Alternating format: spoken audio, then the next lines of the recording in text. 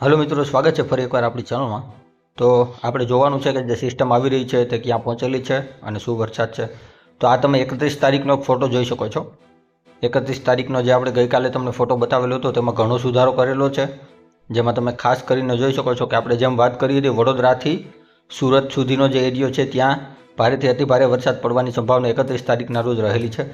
તો તમે જોઈ શકો છો 31 તારીખના રોજ ખૂબ સારો વરસાદ ત્યાં પડશે, અમદાવાદ આસપાસના એરિયામાં પડશે।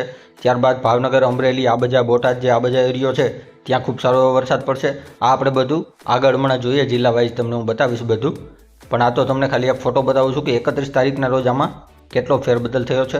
હજી આમાં ઘણો ફેરબદલ પણ થશે અને જામનગર, દેવભૂમિ, દ્વારકા અને પોરબંદર એરિયામાં પણ વરસાદ પડે તેવા સંકેતો અત્યારે આપણે દેખાઈ રહ્યા છે। તો આપણે તે પણ જોઈએ અને કચ્છ જિલ્લામાં તો ખૂબ સારો એવો વરસાદ પડવાનો છે, એટલે તેનો હવે કોઈ આપણે ટેન્શન નથી। તો આપણે આગળ જોઈએ શું છે। જો મિત્રો આ તમે જોઈ શકો છો, આ હવામાન વિભાગે જાહેર કરેલો 31 તારીખનો ફોટો છે અને 31 તારીખમાં શું બતાવી રહ્યું છે તો વાવ થરાદથી લઈ અને જે ડાંગ સુધીનો એરિયો છે આપણો, વાપી, વલસાડ, સુરત, તાપી, દમણ, આ બધો જે આપણો એરિયો છે ત્યાં ભારેથી અતિ ભારે વરસાદ પડવાની સંભાવનાઓ વ્યક્ત કરેલી છે 31 તારીખે। ત્યારબાદ સુરેન્દ્રનગર, રાજકોટ, બોટાદ, ભાવનગર, અમરેલી, જૂનાગઢ અને ગીર સોમનાથ, આ જે એરિયો છે તેમાં પણ 31 તારીખના રોજ સારામાં સારો વરસાદ થાય તેવી સંભાવનાઓ હવામાન વિભાગે વ્યક્ત કરેલી છે।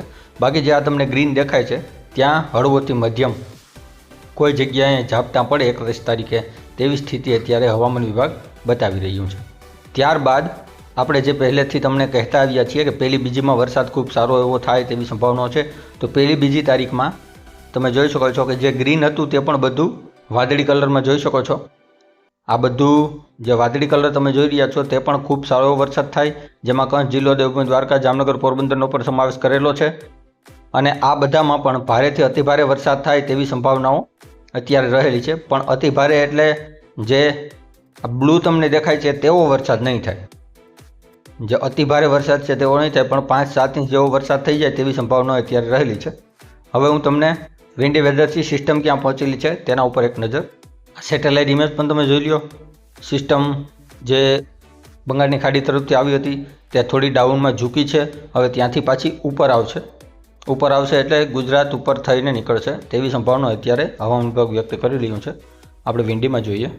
જો મિત્રો આ કંઈક સિસ્ટમ છે જે અત્યારે નાગપુર અને ઇન્દોરની વચ્ચે છે અને જે આપણે 3 દિવસ પહેલાં વિડીયો બનાવ્યો હતો તેમાં જે હવામાન વિભાગ અને બધા સોફ્ટવેર કહી રહ્યા હતા તે કોટા અને ઇન્દોરની વચ્ચે થઈને સિસ્ટમને ટ્રેક બતાવી રહ્યા હતા, પણ તે ટ્રેક મૂવ થયો છે અને અત્યારે તે સુરત અને ઇન્દોરની વચ્ચે થઈ અને ઉપર આવશે તેવી સ્થિતિ અત્યારે હવામાન વિભાગ વ્યક્ત કરી રહ્યું છે, જે તમે જોઈ શકો છો।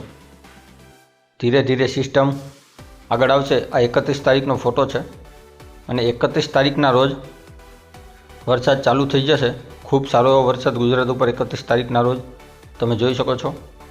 31 તારીખના મોડી રાત્રિએ ખૂબ સારો વરસાદ, જે આપણે વાત કરી અમદાવાદ આસપાસના એરિયામાં ખૂબ સારો વરસાદ થાય। ત્યારબાદ 31 તારીખે 10-11 વાગ્યા પછી કચ્છ જિલ્લામાં પણ ખૂબ સારો એવો વરસાદ પડે તેવી સંભાવનાઓ છે અને ત્યારબાદ 6-7 વાગ્યા પછી પોરબંદર, દેવભૂમિ, દ્વારકા, આ બધા એરિયાનો પણ વારો આવે તેવી સંભાવનાઓ અત્યારે હવામાન વિભાગ વ્યક્ત કરી રહ્યું છે, જે તમે જોઈ પણ શકો છો। જો આ જ ટ્રેક ઉપર સિસ્ટમ ચાલશે તો આ ટાઈપનું થશે, પણ ટ્રેક ચેન્જ કરશે તો પણ હવે ગુજરાતમાં, સમગ્ર ગુજરાતમાં વરસાદ આવવાનો જ છે, કેમ કે સિસ્ટમ મજબૂત છે।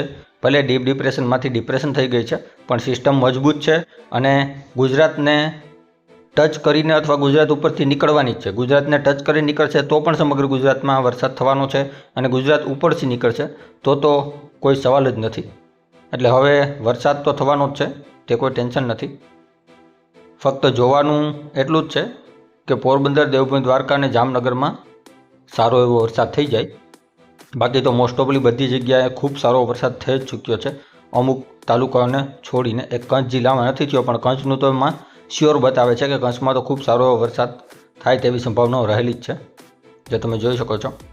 એટલે કોઈ કચ્છનું ટેન્શન નથી, હવે ફક્ત આ 3 જિલ્લાનું ટેન્શન છે, જેમાં વાવણી લાયક વરસાદ ફક્ત એક જામનગરમાં થયો છે, તે પણ કોઈ એરિયામાં નથી થયો તેવું છે જામનગરમાં પણ। બાકી દેવભૂમિ, દ્વારકા, પોરબંદરમાં તો વાવણી લાયક વરસાદ પણ નથી।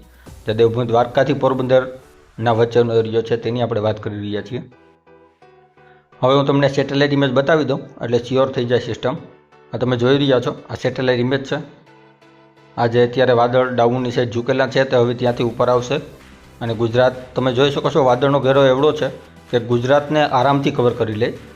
એટલે સમગ્ર ગુજરાતનો વારો આવી જશે. કોઈ પણ ટેન્શન જેવી હવે વાત નથી. ફક્ત જોવાનું જ છે કે જ્યાં અતિભારે વરસાદ થયેલો છે સુરતની આસપાસ, અમદાવાદની આસપાસ, આ બધા એરિયાઓમાં ત્યાં હજી પણ અતિભારે વરસાદ થશે. એટલે તેની આપણે એક કાળજી રાખવી પડે એમ છે. બાકી બીજે જ્યાં નથી ત્યાં તો આવી જશે વરસાદ, કોઈ ટેન્શન નથી. તો આ હતી આપણી આજની માહિતી. હવે કંઈક નવું હશે તો જરૂરથી તમારી માટે વિડીયો બનાવશું. બાકી ગઈકાલથી વરસાદ ચાલુ થાય છે અને ખૂબ સારો એવો વરસાદ ચાલુ થાય છે, તો તેની નોંધ લેશો બધા. ચાલો મળીએ છીએ કંઈક નવા વિડીયોમાં. ત્યાં સુધી ચેનલને શેર, લાઇક અને સબસ્ક્રાઈબ કરી દેજો. રામ રામ મારા બધા ખેડૂત ભાઈઓને.